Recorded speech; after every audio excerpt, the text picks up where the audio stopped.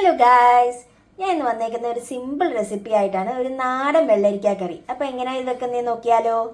ഇത്രയേ ഉള്ളൂ. നമ്മുടെ വെള്ളരിക്ക ചെറിയ ക്യൂബായിട്ട് നമ്മൾ ആദ്യം അരിഞ്ഞു, നന്നായിട്ട് കഴുകി വൃത്തിയാക്കിയിട്ട് ഒരു പാത്രത്തിലേക്ക് എടുത്തു. കുറച്ച് വെള്ളം ആഡ് ചെയ്തു. അതിൻ്റെ കൂടെ കുറച്ച് മഞ്ഞൾപ്പൊടിയും കുറച്ച് ഉപ്പും 2-3 പച്ചമുളകും, എന്നിട്ട് ഇവനെ ഒന്ന് നന്നായിട്ട് വേവിക്കാനായിട്ട് വെക്കാം.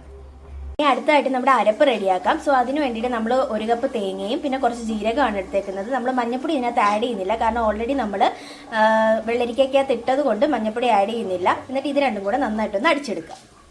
അരച്ചെടുത്തിട്ടുണ്ട്. ഇപ്പം നമുക്ക് ഈ ഒരു ഫോമിൽ വേണം അരച്ചെടുക്കാനായിട്ട്. നല്ല പേസ്റ്റ് ഫോമിൽ വേണം അരച്ചെടുക്കാനായിട്ട്. വെള്ളരിക്ക വെന്തിട്ടുണ്ട്. ഇതിന് ശേഷം ഇതിനകത്തോട്ട് നമുക്ക് അരപ്പ് ആഡ് ചെയ്ത് കൊടുക്കാം.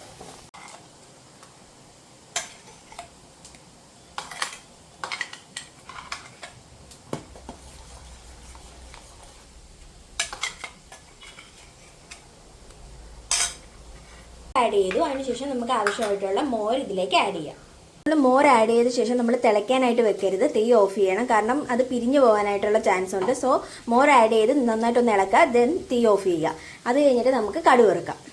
ഒരു കറിക്കകത്ത് നമ്മൾ കടുക് വറുത്തിട്ടുണ്ട്. അപ്പം ഇത് ആദ്യം തന്നെ ഇളക്കരുത്. അതിൻ്റെ മണമൊക്കെ ഒന്ന് പിടിക്കണമെങ്കിൽ കുറച്ച് നേരം ഒന്ന് അടച്ചു വെക്കുക. നമ്മൾ ചോറ് കഴിക്കുന്നതിന് മുമ്പ് ജസ്റ്റ് ഒന്ന് ഇളക്കി എടുത്താൽ മതി. അപ്പോൾ ആ കറിവേപ്പിലയുടെയും കടുകിൻ്റെയും എണ്ണയുടെയും ഒക്കെ ആ ഒരു മണം നമ്മൾ ഒരു കറിക്കകത്ത് നന്നായിട്ട് പിടിച്ചിരിക്കും. സോ അടുത്ത വീഡിയോ കാണുന്നവരേക്കും ബൈ ഫ്രണ്ട്സ്.